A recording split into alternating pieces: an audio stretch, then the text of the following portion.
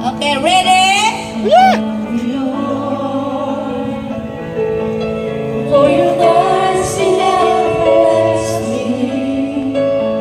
All my days I've been held in your hand. From the moment that I wake up until I lay my head, oh, I will sing of the goodness of God. All my life. And all my life you have been faithful. And all my life you have been so, so good. With every breath that I am able, I will sing of the goodness of God. I love your voice. I love your voice. You have led me through the fire and the darkest night. You are close like no other. I love you as a father. I know you as a friend. And I have seen in the goodness of God. And all my life you have been faithful. And all my life you have been so, so good. With every breath that I am able, oh, I will sing of the goodness of God. My life. And all my life you have been faithful. And all my life you have been so, so good. With every breath that I am able, oh, I will sing of the goodness of God. Your goodness is running after, it's running after me. Your goodness is running after, it's running after me. With my life laid down, I surrender now. I give you everything. Your goodness is running after, it's running after me. Your goodness is running after, it's running after me. Your goodness is running after, it's running after me. With my life laid down, I surrender now. I give you everything. Your goodness is running after, it's running after me. All my life you have been faithful. And all my life you have been so, so good. With every breath that I am able, oh, I will sing of the goodness of God. I will sing Of the goodness of God, I am of the goodness. Woo! Woo! Okay, bago po natin ibigay ang ating mahal na preacher, Mahal ba I ako? announce to you na ang ating mga kapatid na ito na Group 3 ay madadagdagan ng mga assistant at monitoring. Ang kanilang assistant ngayon ay si Sister Bisanta Baulan at ang kanilang monitoring ngayon ay si Brother Salvador Mendoza.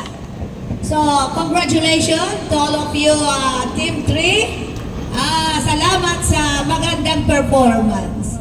Okay, mamaya, pagkatapos ni Sir, itutuloy natin yung intercessory. Take to 2 minutes kayong mga membro with your leader para maayos ang ating intercessory. Kasi hectic ang schedule ni Sir, kaya papapasukin po natin ng maaga. Okay, God bless. At bago ang lahat, tayo itaas muna ang ating mga kamay at tatawagin natin ang birthday celebrant na ating kapatid na inaanak kong gwapong-gwapo. Ang inaanak kong brother Rolly Tableso. Please come forward. Ipag-pray muna natin bago pumasok si Sir. Okay. Ang cake mamaya na natin i-blow pagkatapos ni Sir. Kailangan lang natin i-pray. Anak, halika. Yung kanyang misis, kailangan hawak ang kamay. Diyan kayo sa gitna. Okay. Okay, children of God, please. Kasama natin ang Panginoon sa mga oras na ito. Taas natin ang ating mga kamay. At isang malaking pribileyo ang umagang ito sapagkat tayong lahat ay may buhay pa. Amen. At siyempre, ang ating inaanak din ay niloob na hindi muna umalis. Bukas na aalis si Papi. Congrats din sa mga biyayang ito. Okay, papaguri natin yung sir natin. Tatawagin ko ang ating Sarah, brother Rex American na siyang pagbasbas. Ninong ninyo yan. Paring Rex, ninong tayo nito. Kaya ikaw magbasbas. Oh. The Philippines. Okay, raise up your hands everybody. Asang kamay, doon ang mga kamay sa mag-asawang ito. Nawa ang honeymoon nila ay maging matagumpay. Ayan eh. Ninong tayo niyan eh. How young? Ah, Ha? 66? Opo, 66. Hallelujah. Alam ko 69. Opo, gaya ng bata. Ay, Ako 69 na kasi eh. wow, happy birthday. Pero mukhang 38, di ba? Ay, pareho tayo.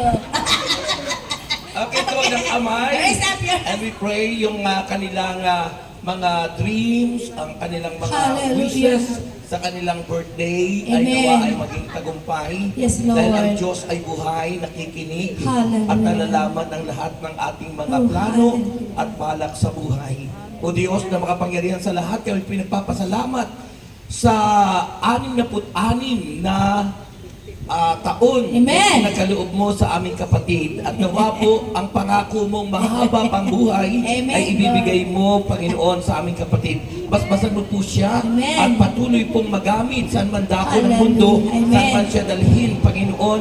Nawa po ang mabuting balita ay maipahayag niya at Amen. may share ang kagandahang loob mo, O Diyos. Hallelujah. Basbasan po ang my birthday at ang kanyang wife, Lord Wife. God, na nawa po ang kanilang pagsasamay laging masaya, Amen. maligaya, at marami pang mga anak na dumating.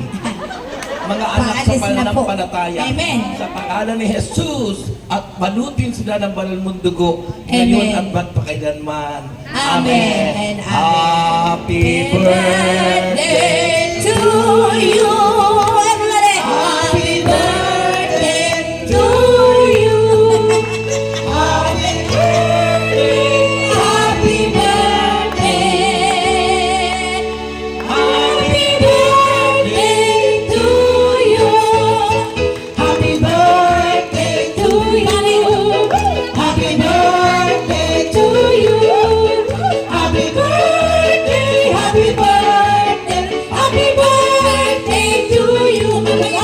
Maligayang bati sa iyong pagsilang. Maligayang, maligayang,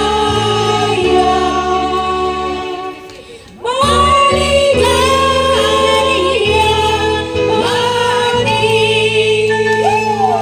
At dahil dyan, tatawagin na natin, sige, upo na po kayo, ang ating pinakamamahal na American imported anointed preacher. At siyempre, talaga naman, hindi nawawala ang anointing in Jesus' name. Amen. Brother Rex America.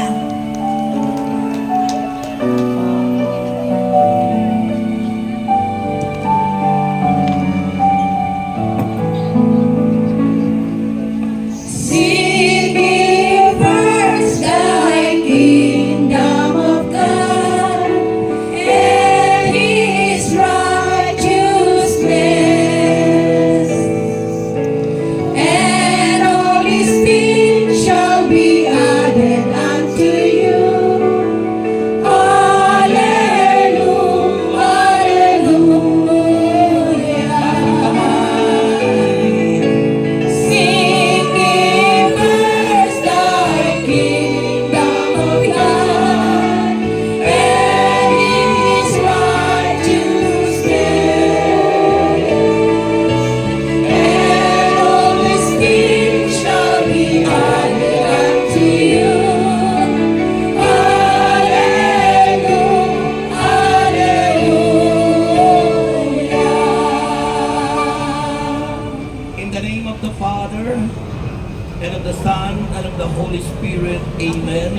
Heavenly Father, we praise you and we glorify your holy name.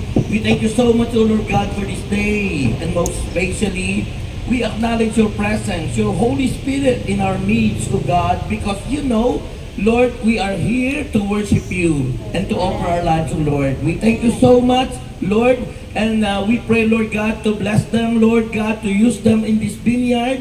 And Lord, we pray to cover us always with your precious blood. Make us holy and worthy.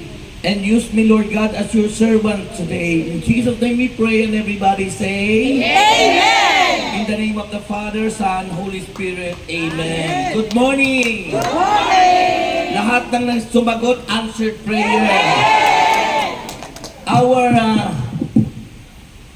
Word of God na ating pong isi-share, Philippians chapter 2, verse 5 to 11. Philippians chapter 2 verses 5 to 11. Naway magkaroon kayo ng kaisipan na tulad ng kay Kristo Jesus. May kaisipan ba kayong katulad ng kay Kristo Jesus? Yung iniisip nyo lagi? Kahit taglay niya ang kalikasan ng Diyos, hindi niya pilitang manatiling kapantay ng Diyos. Sa halip, kusa niyang binitawan ang pagiging kapantay ng Diyos at namuhay na isang alipin. Ipinanganak siya bilang tao. Nagpakababa siya at naging masunurin hanggang kamatayan. Maging ito man ay kamatayan sa krus. At dahil dito siya ay lubusang itinaas ng Diyos at binigyan ng pangalang higit sa lahat ng pangalan. Sa gayon, sa pangalan ni Jesus ay luluhod at magpupuri ang lahat ng nasa langit, nasa lupa, at nasa ilalim ng lupa. At ang lahat ay magpapahayag na si Jesucristo ay Panginoon sa ikaluluwalhati ng Diyos Ama. Mga kapatid, ang mga salita ng Diyos. Okay, pwede na po kayong maupo sa napakagandang presensya ng ating Panginoon. Bakit parang kukunti na kayo? Ha? Wala pa? Ha? Humaba ang upuan. Ayan, magandang umaga uli. Ang gaganda ng mga Azurets at saka ang gwagwapo ng mga Martian. Amen. Okay. Lalo daw yung may birthday. Okay, ating pong pag-uusapan is about living like Jesus. Yung pong pamumuhay na kagaya ng sa Panginoon, that is one of the very important thing na dapat po nating malaman bilang mga servant of God. Kasi hanggat hindi po tayo nagiging kagaya ng Panginoon, ay hindi po tayo magiging kalugod-dugod. Diba? Kaya sa kabuuan ng isang tao, kailangan tayo'y maging katulad ni Jesus. Christ likeness. Or living like Jesus. Ha? Yun naman ang ating goal, di ba? At yun din ang minimithi ni Lord. Diba? Sabi natin doon sa inaawit natin, yung sabaron ay, ang nais ko ay matulad sa iyo, O Diyos, sa kabanalan mo. Kaso lang, maraming Kristiyano ngayon habang tumatagal, hindi kabanalan, nagiging hangal. Kahangalan, hindi kabanalan. So dapat po, kabanalan ang ating mithiin. Sabi ng 1 Peter chapter 1 verse 15, yamang ang tumawag sa inyo ay banal, magpakabanal kayo, anuman ang inyong ginagawa. Living like Jesus, Christ likeness. Okay? Yun po ang pinakamimithi nating lahat. Kasi alam niyo po, hindi po makapapasok sa langit ang isang tao kapag hindi naging katulad ni Jesus, sapagkat ang langit po ay lugar ng kabanalan. It is a holy place. Kaya nga po sa ating doktrina ay meron tayong tinatawag na purgatory. Dahil ang purgatory is an state of man, kalagayan ng tao na kapag namatay na may bahidugis ay hindi pa po pwedeng makapasok sa langit. Kaya mayroong tinatawag na purgatory sapagkat wala pong pwedeng pumasok sa langit na may kahit kukunti bahidugis o kulubot, sabi roon, ay hindi makapapasok sa langit. Nasa 1 John 5 verse 16 and the following verses, may kasalanang di hahantong sa kamatayang espiritual at may kasalanang hahantong sa kamatayang espiritual at hindi ko sinasabing ipanalangin niyo sila. Alin daw ang dapat ipanalangin? Yung ang kasalanan ay hindi humantong sa kamatayang espiritual. Ibig sabihin, namatay, hindi naputol ang relasyon sa Diyos dahil mayroong ako nagnakaw ng halik sa girlfriend ko, biglang namatay. Alam nga namang impyerno agad ako noon. May bahay dungis. So saan ako pupunta? State, kalagayan.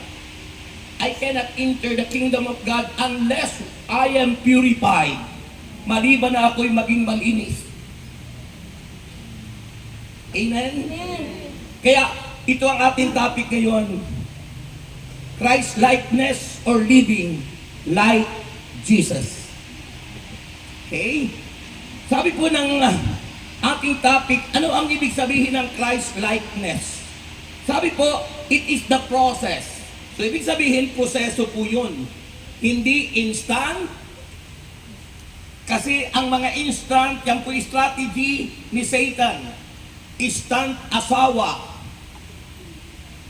Yung lagi pong convenient, madali, wala na yung sufferings. Samantalang si Kristo yung naglingkod, it is included, kasama yung pagdurusa, yung sufferings.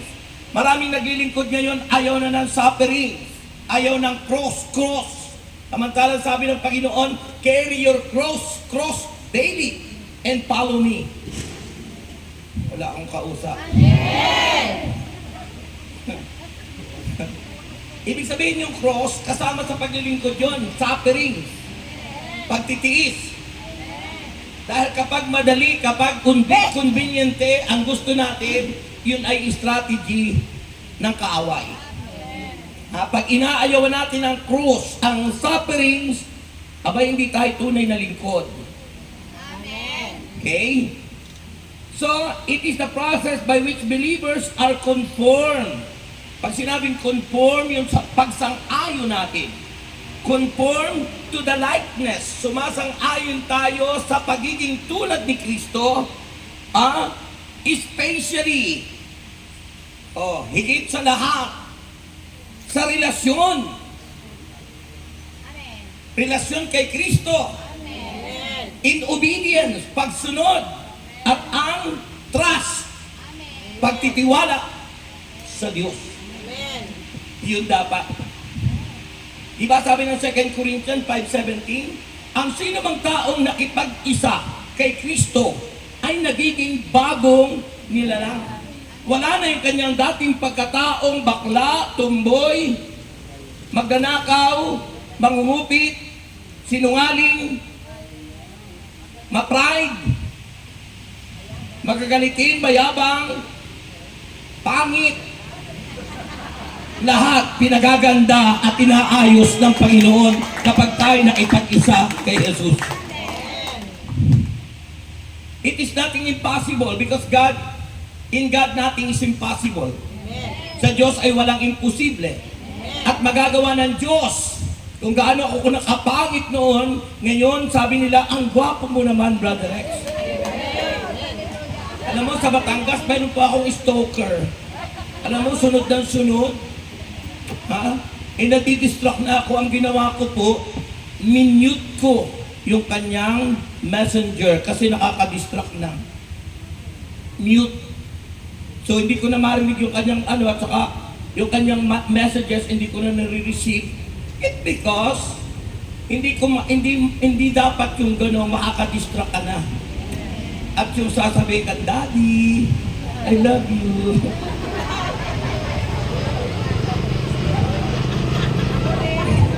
Mahirap pag may mga stalker, kung yung kay Brother Rafi yung stalker yun, hinahabol kahit saan si Brother Rafi. Mahirap. Eh, alam mo ang mga stalker, kalimitan sa mga stalker, kagaya nyo ang mga edad.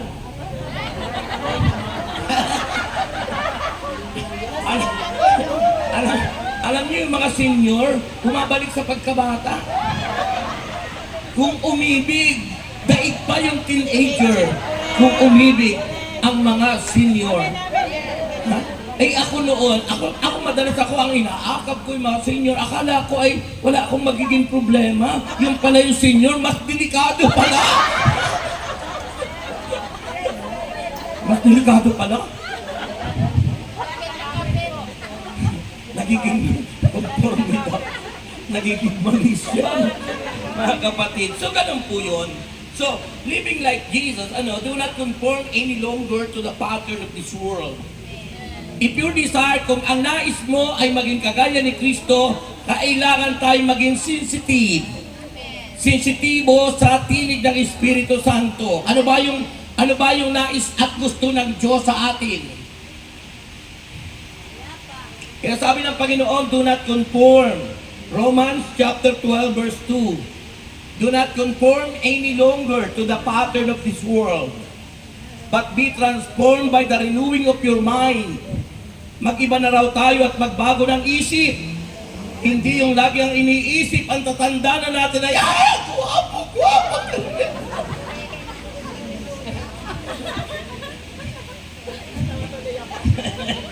O diba? Mas matindi raw tumili yung mga senior.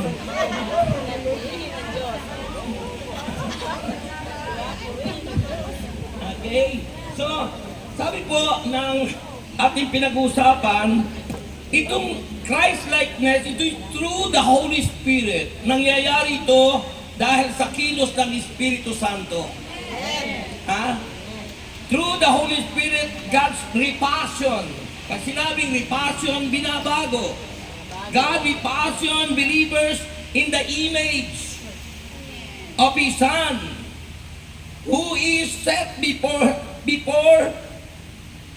them as a model of the form of the redeemed life. Ibig sabihin ng redeemed life, yung tayo tinubos na, yung tayo niligtas na, at ang kaligtasan at ang pagkatubos ni Kristo ay dapat nakikita sa ating pagkatao. Ganyan po talagang pumalakpak ang mga senior.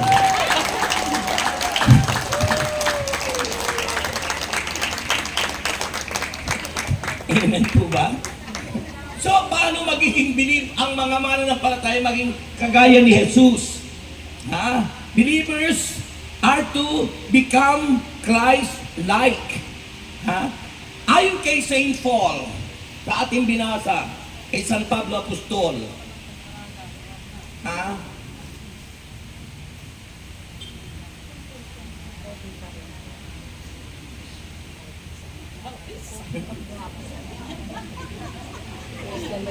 Palakpakan natin ang Diyos. Okay.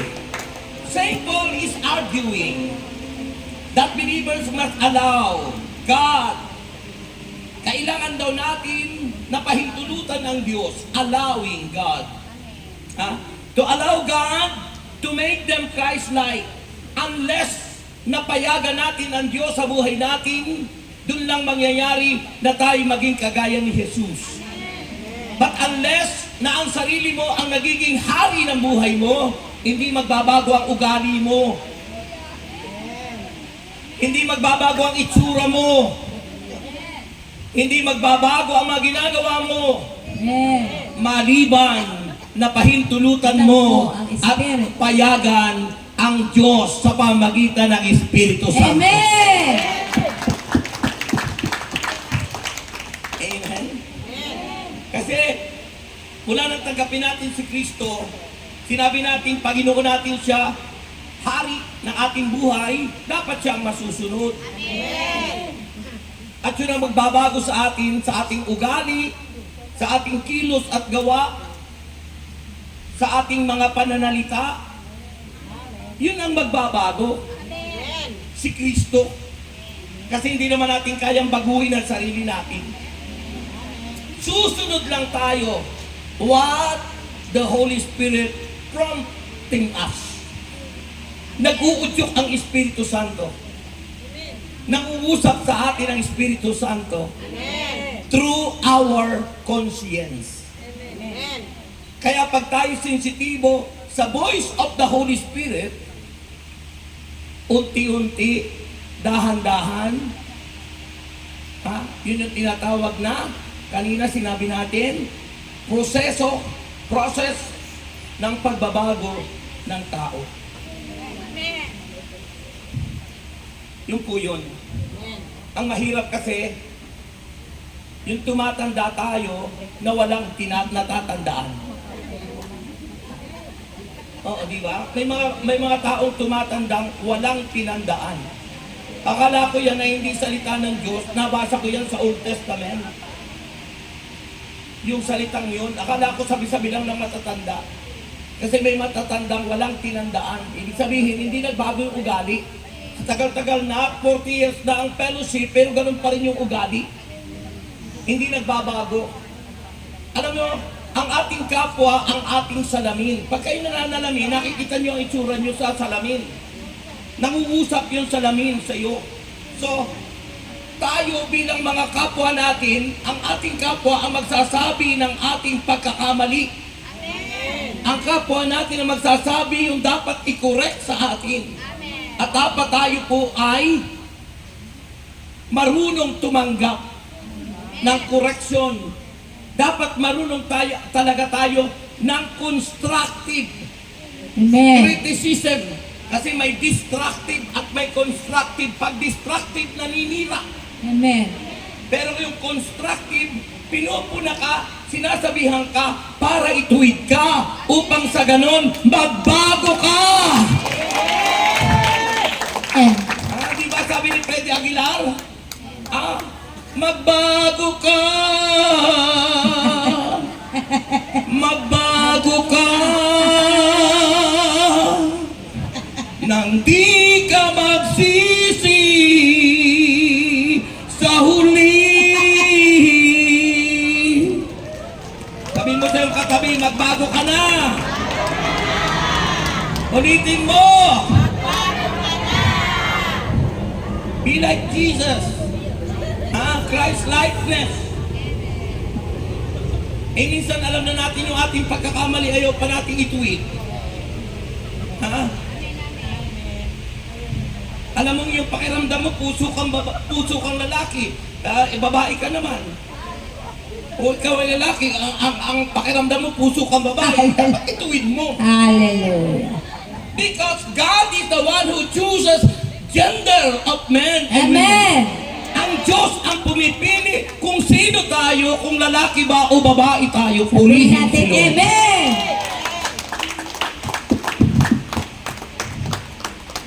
Amen. Amen. Hindi naman tao ang namimili kung anong pagkatao natin. Diyos ang pumipili nun. Di ba pag nag-a-apply kayo sa trabaho, sa application form, gender. Alam ka namang ilagay nyo yung Q. Anong ibig sabihin ng Q? Que. Ano yung ibig sabihin ng que? Question mark. Ibig sabihin, nag-iisip ka pa kung babae ka o lalaki ka. Amen? So, yun po ang napakahalaga. Sabi ni St. Paul, nag-argue siya that believer must allow God to make them Christ-like. Kailangan pahintulutan natin ng Diyos sa buhay natin na siyang kumilos para tayo maging kagaya o katulad ng Panginoon. Di ba sabi doon sa ating binasa, taglayin ninyo ang kaisipan na tulad ng sa Panginoon. Taglayin natin ang kababaan ng loob na tulad ng ginawa ni Kristo. Na bagamat siya'y Diyos, di siya nagpumilit na makatulad at kapantay ng Diyos Ama.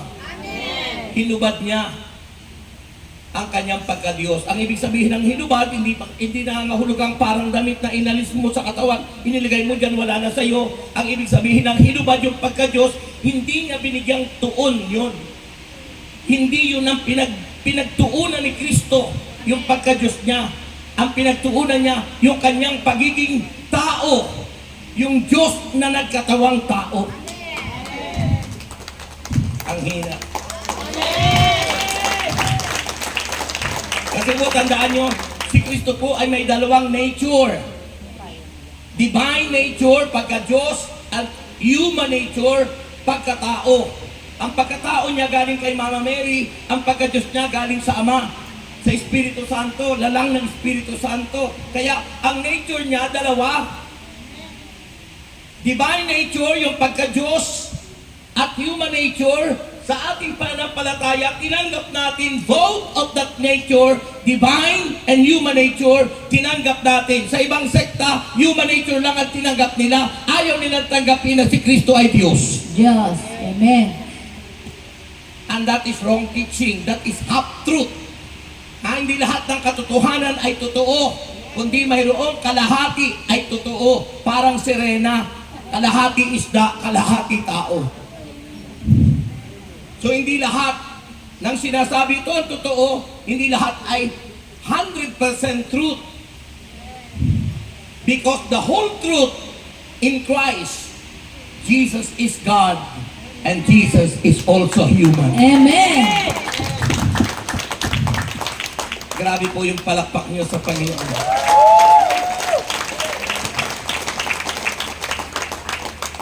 Amen?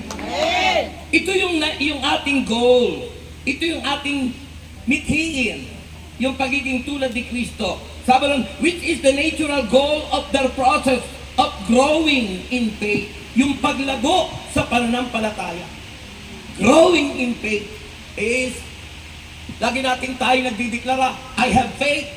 Mayroon akong pananampalataya, pero kumusta naman yung ugali mo? Kumusta naman yung mga pinagagagawa mo? Hindi lahat ng mabuti ay tama. Hindi lahat ng ating ginagawa, sabihin natin, mabuti naman yung ginagawa ko. Pero tama ba yun?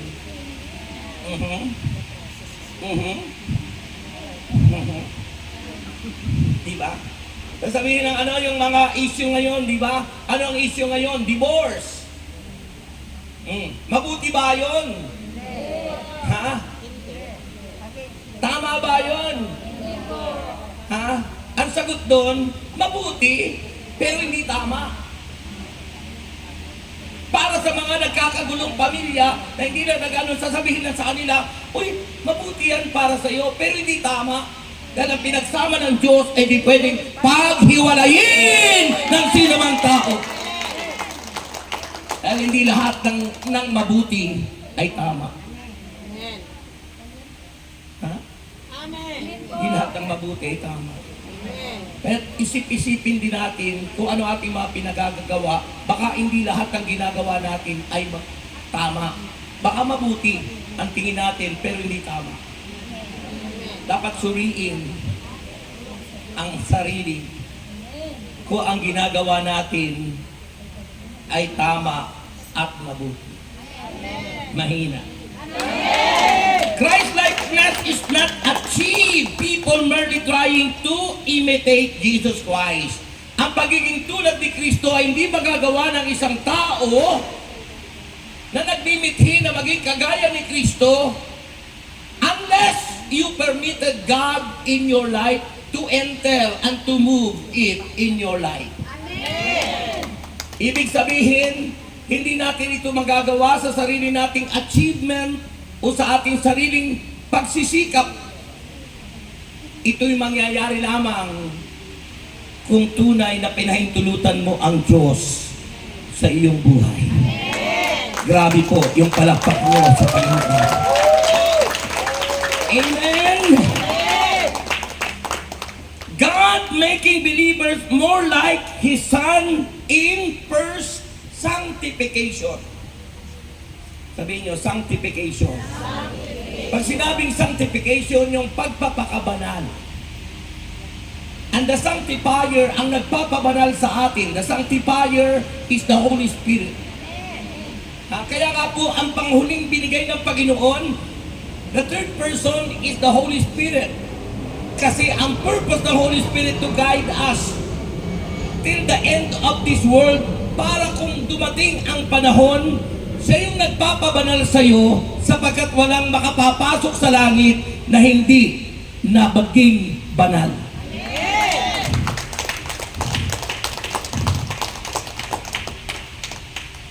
Ano pinag-uusapan niyo pa dyan? Dito kayo tumingin. Okay? Kaya po, tingnan nyo, ang Ama, ang Anak, ang Espiritu Santo. Bakit panghuli yung Holy Spirit? Kasi po, ang Holy Spirit ang sanctifier, ang nagpapabanal sa atin. At paano ginagawa niya? Nagtuturo sa atin, gumagabay sa atin, nagdidictate sa atin, nagko-convict sa atin, kinukonsensya tayo, kinukonvict tayo ng Espiritu Santo para ma-maintain ang kabanalang galing kay Jesus. Kasi wala pong banal at walang matuwid. Sabi ng Bible, no one is holy, no one is righteous, only God. Sabi ng Panginoon, di ba? Walang matuwid ni isa man. Walang banal ni isa man. Tanging Diyos lang ang banal. Ngunit pag tinanggap mo't pinahintulutan mo ang Diyos na banal, ang kanyang kabanalan ay ibabahagi sa iyo at siya ang mananalaytay sa buhay mo. God imparted to us His holiness and His righteousness. Once you let Him to move in your life, ang kabanalan ng Diyos ay sa atin. Dahil walang banal ni isa man, God wants us that His holiness and His righteousness must be imparted. Ibig sabihin, ibigay, ibahagi, i-share ng Diyos sa atin na mga tumanggap sa Kanya na nadig at sumampalataya.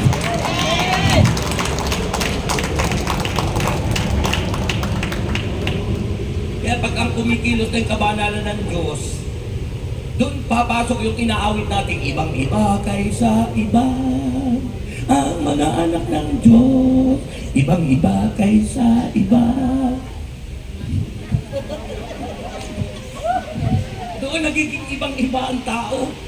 It because that you, it is God in you. Ang Diyos yun na nasa iyo. You only follow Him. Sumusunod ka lang sa Kanya. Kaya napansin, ibang-iba na si sister. Amen.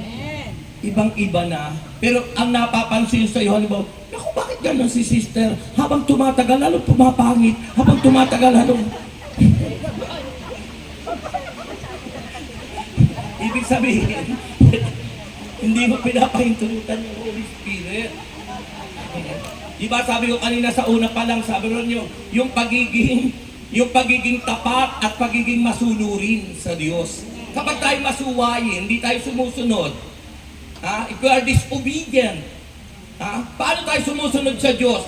When we are obedient to the rules and regulation of the ministry, you obey God. Amen.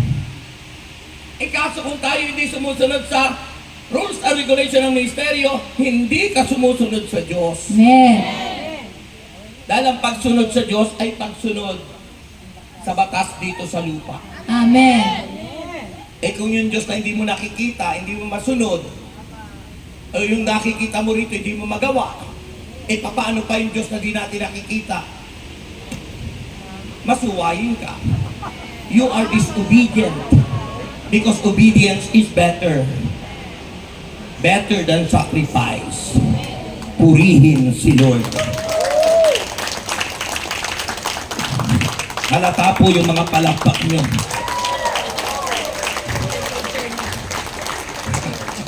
So believers, more like His Son, tayo daw mga mananampalataya ay nagiging higit na tulad ni Kristo sa pamamagitan ng sanctification, yung pagpapakabanal.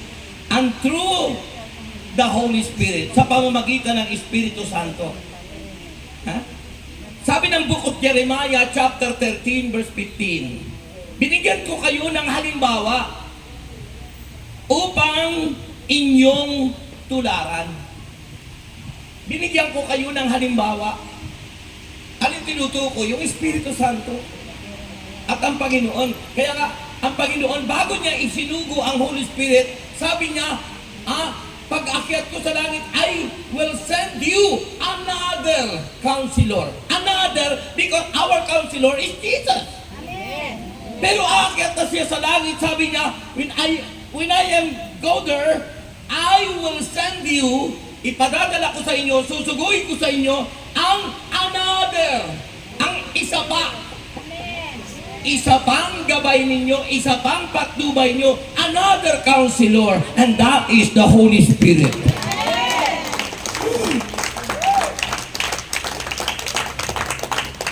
Amen. Amen. Kaya masarap pag-usapan po ang Holy Spirit. Ang tawag po pag nag-aaral tayo ng Espiritu Santo ay pneumatology. Sabihin nyo. Pagtungkol sa Diyos, theology. Theo means God, logy, study. Pag-aaral sa Holy Spirit, pneuma, God's breath, pneuma, Espiritu Santo, theology, pneumatology.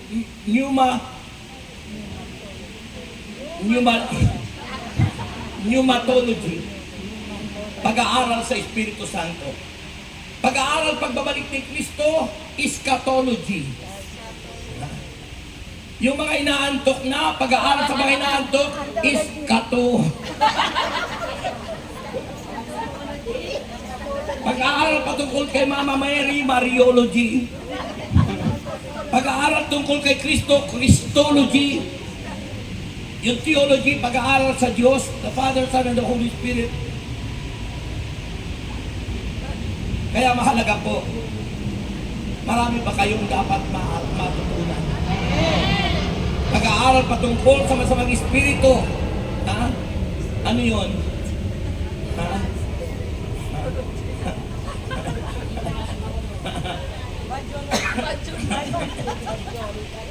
Bandiology daw. Okay? So mahalaga po yan na dapat inaalam natin. Spiritual warfare kasi yung pakikipaglaban. Okay? Yung sa may tawag doon yung sa satanism. Yung kailangan mo kasing pag-aralan din yung kalaban kasi hindi ka magtatagumpay kung hindi mo inaalam yung estratehiya ng iyong kaaway. Kaya kailangan pag-aralan din po yun.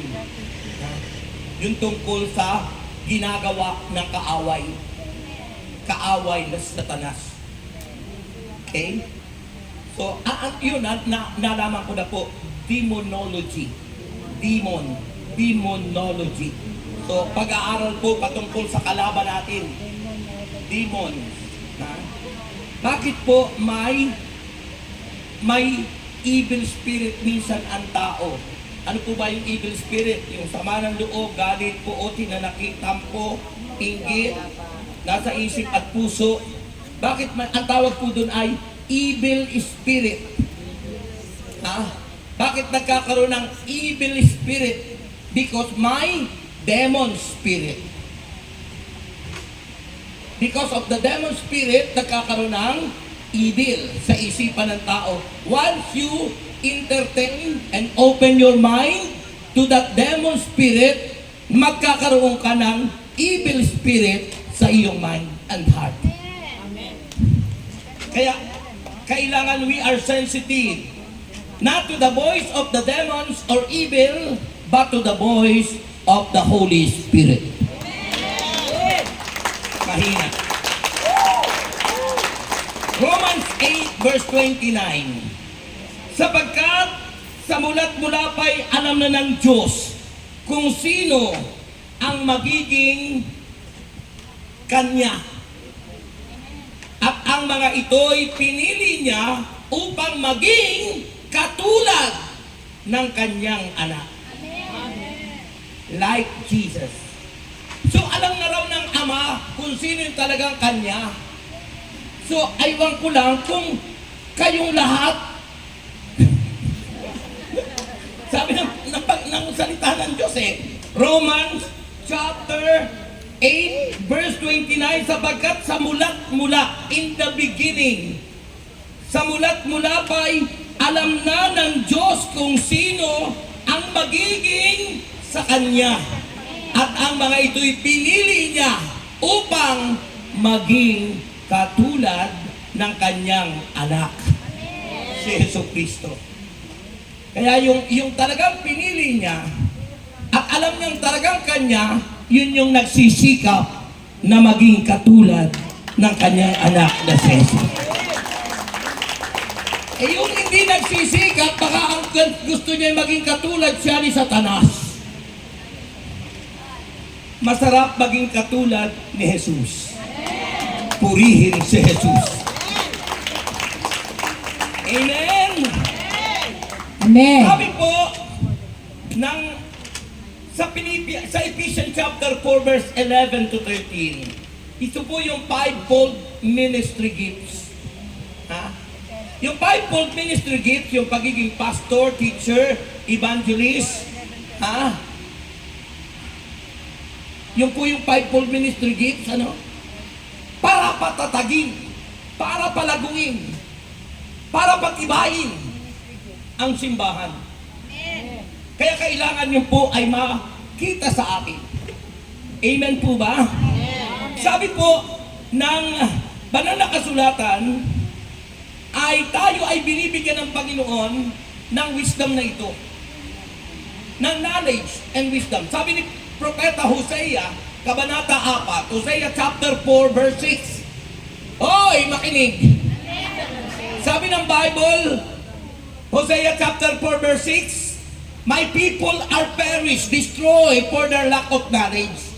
Pag sinabing lack of knowledge, walang alam. Pag sinabing lack of knowledge, mangmang, bubo, ignorant. At ayaw po ng Diyos na tayo maging ignorante. Ayaw ng Diyos na tayo maging mangmang. Sabagat lahat po ng mangmang at walang alam patungkol sa Diyos, tinatawag na yung mga atheista. Yun yung mga nakikipaglaban sa atin sa East Philippine West Sea. Mga atheist sila. They are communist. The China is a communist country. Sila po yung mga atheista. Their God is dragon. At dragon in the book of Revelation, dragon is the old serpent. Siya po si Satanas.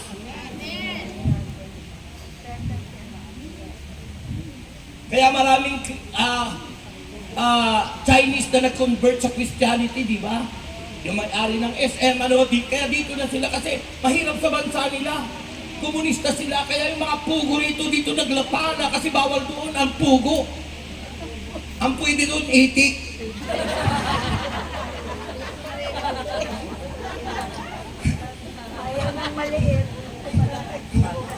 Ako'y dumaan sa coffee shop doon sa may expressway.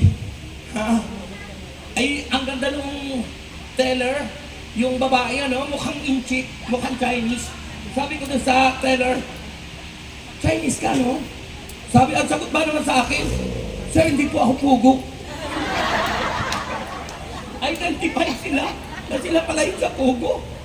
Mga kapatid kay Kristo. Iyan po. You know, Philippines is for Christ. Isang araw nakita ko po sa Facebook, nakita ko po, last week lang, ang China binabaha at naaaron ang mga kotse, naaaron yung ang laki ng baha. Sabi ng Book of Romans, revenge is mine, saith the Lord. Ginagantihan at gumaganti ang Diyos para sa atin. Sabi ko, bakit baha? Kasi ang gusto nilang kunin yung tubig natin, ang West Philippine Sea. Kaya binabalik sa kanila ang tubig. Because Philippines is for Christ. Sabi ng Philippians 4. Amen. 1 John 4:4. greater is Is Jesus He, who is in us. Higit anyang makapangyarihan si Kristo nasa sa atin kaysa kay Satanas. Amen. Anong magagawa ng dragon sa Lion of Judah?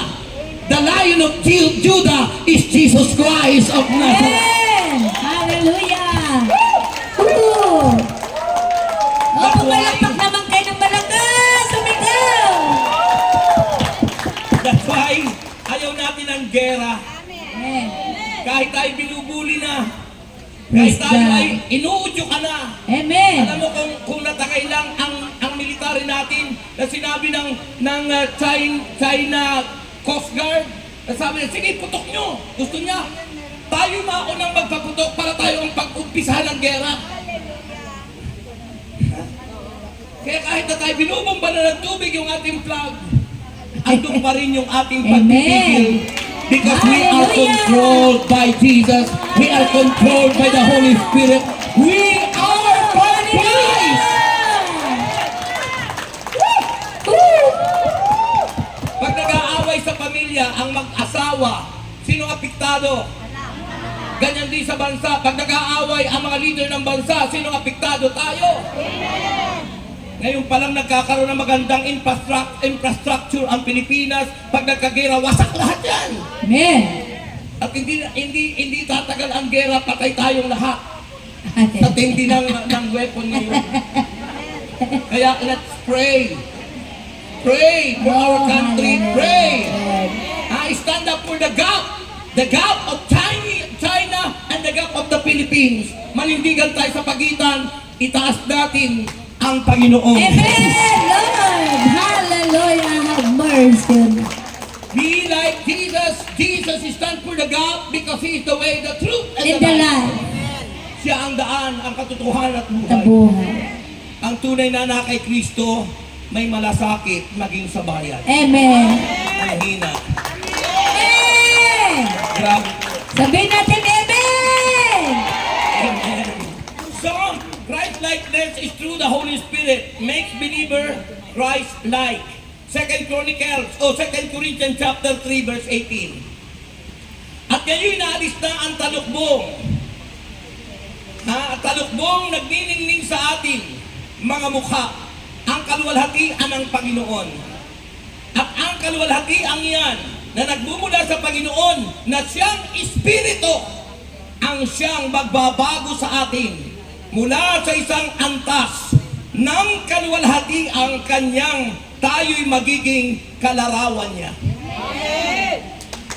Naalis na raw yung talukbong, nalantad ang kaliwanagan, nalantad ang kaningningan, at yung kaningningan na yon ay ang Espiritu Santo.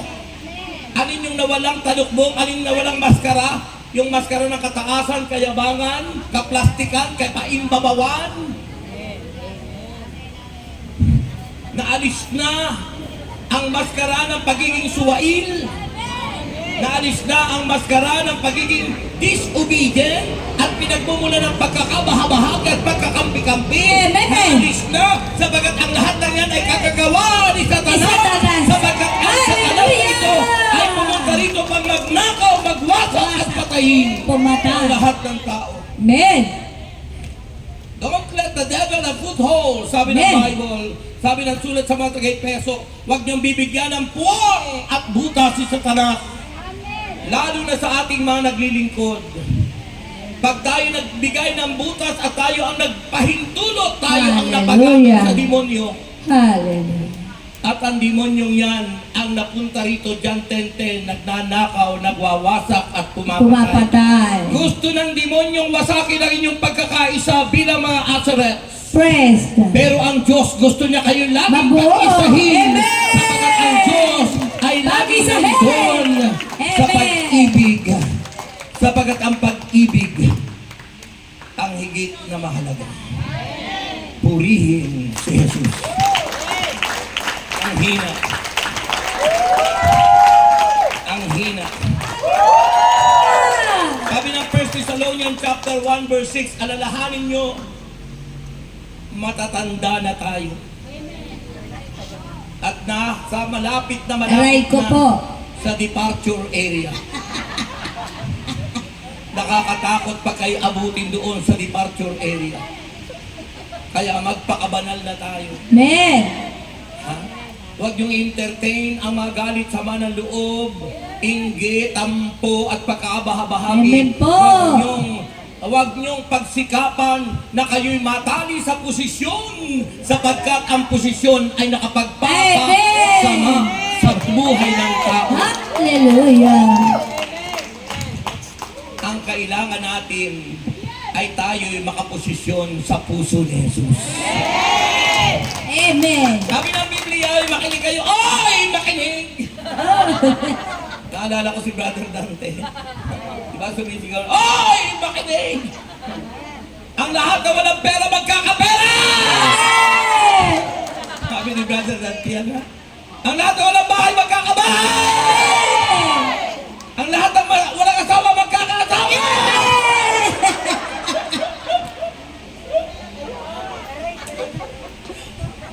Amen ba?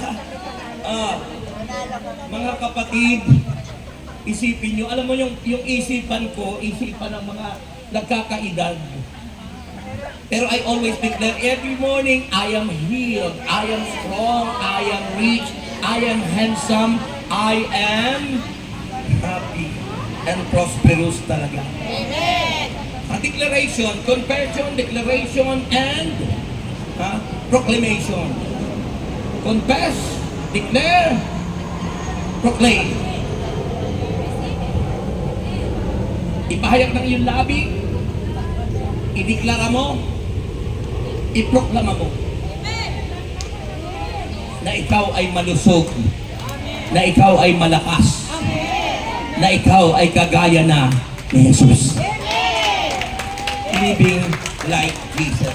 Sabi ng 1 Thessalonians chapter 1 verse 6, sinundan ninyo ang aming halimbawa. Sundan natin ang halimbawa ng mga apostol sapagkat sila ang ating eyewitness. At ang sabi at ang halimbawa ng Panginoon kahit dumanas kayo ng napakaraming paghihirap. Tinanggap ninyo ang salita ng Diyos nang may kagalakang mula sa Espiritu Santo. Kagalakan. Yung pagtanggap salita ng Diyos. May kagalakan. Hindi yung pag tayo tinatamaan. Pag may tinatamaan na, ay, naku, pinatatamaan yata ako ni brother. Always remember that preachers are only instrument of God. At ang preacher ay ginagamit lang ng Diyos na vessel of His Word. Amen! Daluyan ang kanyang salita dahil hindi natin maririnig ang salita ng Diyos kung wala siyang gagamiting instrumento. Amen! Ang hina. Christ-likeness is the aim of discipleship. Ang layunin ng pagiging tagasunod ni Kristo, discipleship. Ang ibig sabihin ng discipleship, mga tagasunod ni Kristo, learner, mga nag-aaral patungkol sa Kanya. Mga disiplinado, disciple, galing sa salitang discipline. Ay bakit pag mga naglilingkod na kapag nagkakabahagi, you are not disciplined people of God. Pag nagkakabahabahagi, kampi-kampi. Diba? Ang kampi-kampi at ano sa demonyo, that is a lust of the flesh. Diba? Galatians chapter 5, verse 19. Sabi roon ng Galatians 5:19, hindi maikakaila ang gawa ng laman. Pangangalo niya, karimariman na pamuhay, kahalayan, pagsamba sa Diyos-Diyosan, pangkukulam, pagkapuot, pagkagalit, paninibugho, kasakiman, pagkakabahabahagi, kampi-kampi, pagkainggit, paglalasing, walang taros na pagsasaya, at iba pang tulad dito. Sabi ni Saint Paul, binabalaan ko kayo tulad nung una, hindi tatanggapin sa kaharian ng langit ang gumagawa ng gayong bagay. Sipin mo, kung bigla kang mamatay na may ganun ka, isa man doon, hindi ka makapapasok sa langit. Kaya maging aware. Be like Jesus. Dahil pag hindi tayo naging katulad ni Kristo, di natin pinagsikapan na tayo maging katulad ni Kristo, abutin ka sa departure area, impyerno ang pupuntahan mo. Sayang ang lahat ng ating pagsisikap.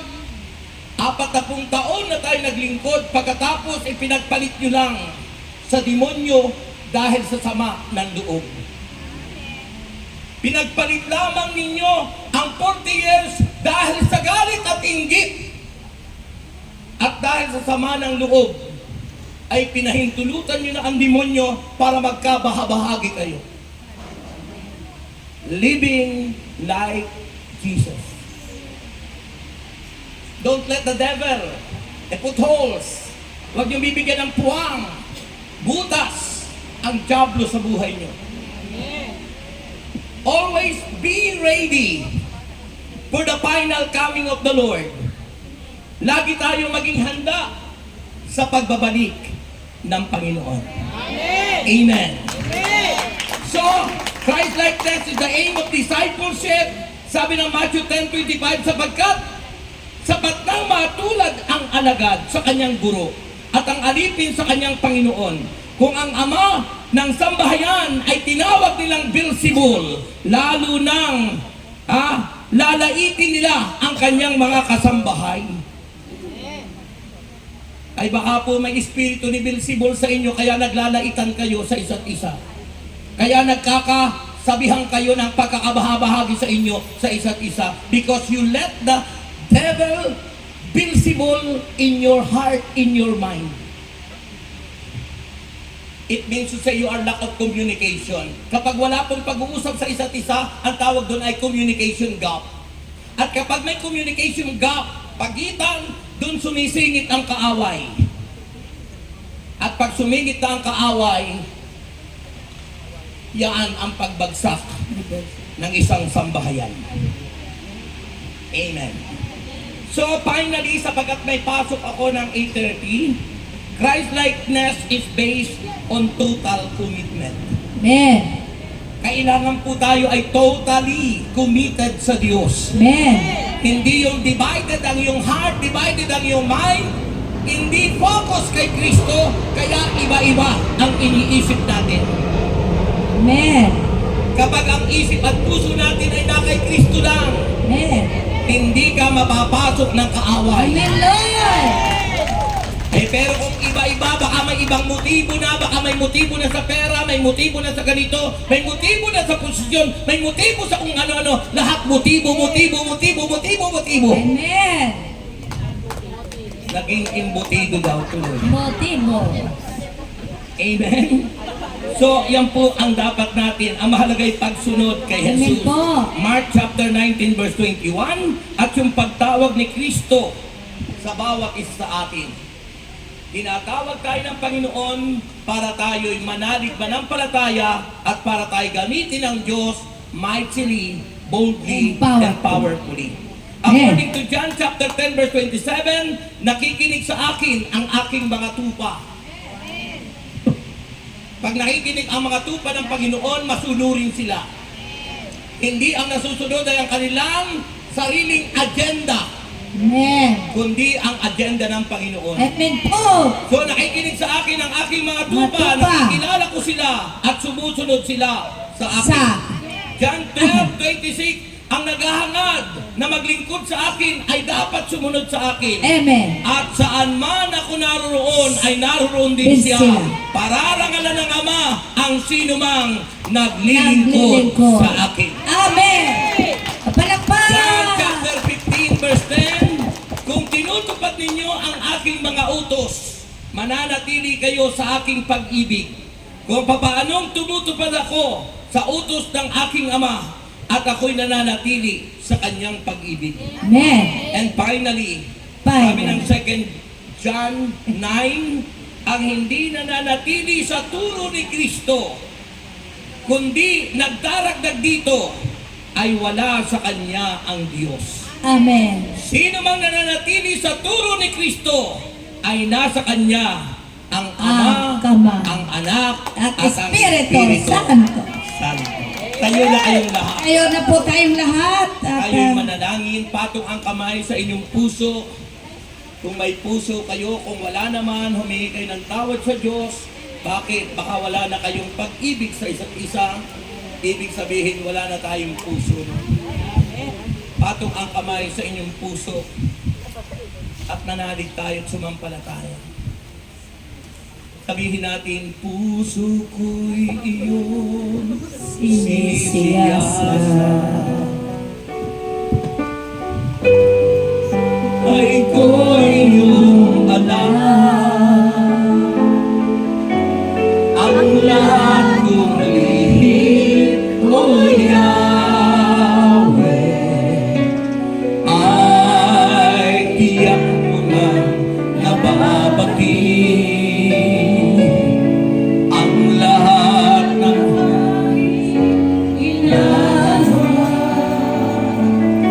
sa'yo ay hindi lingid. Ang lahat kong lihim, O Yahweh, ay tiyak mo nga mababati. Salamat, Panginoon, kilala mo ako. Ang lahat ng bagay ay hingin sa'yo. Salamat, Panginoon, tinutuwid mo ako. Ikaw lang ang may alam ng aking patutunguhan. Salamat sa'yo, Panginoon. Ang lahat ng aking ginagawa sa'yo ay hindi lingid. Ang lahat ng lihim, O Yahweh, ay tiyak mo nga nababati. Salamat, Panginoon, kilala mo ako.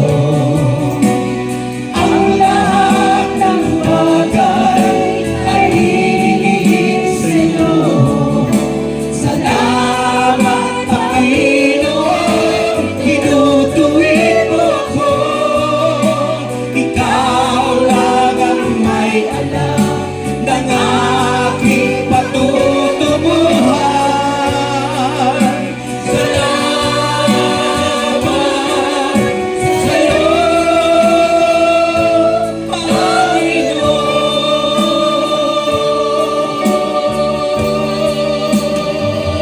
Panginoon. Ama naming Diyos, Ikaw ang bukal ng buhay. Ikaw ang aming pag-asa upang kami maging katulad mo. Yes, Lord. Wala kami ibang maaasahan kundi Ikaw.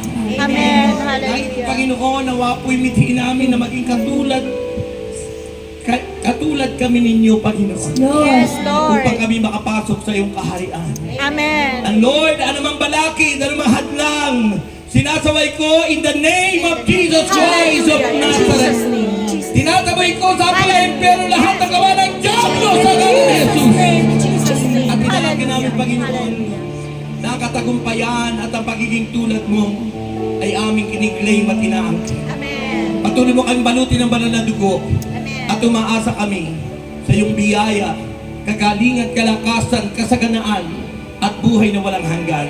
Amen. Sa pangalan ni Jesus, ang lahat ay magsabi ng Amen. Amen. And may the Lord God bless us all now and forever in the name of the Father and of the Son of the Holy Spirit. Amen. Ang bunot nyo, tanggapin nyo!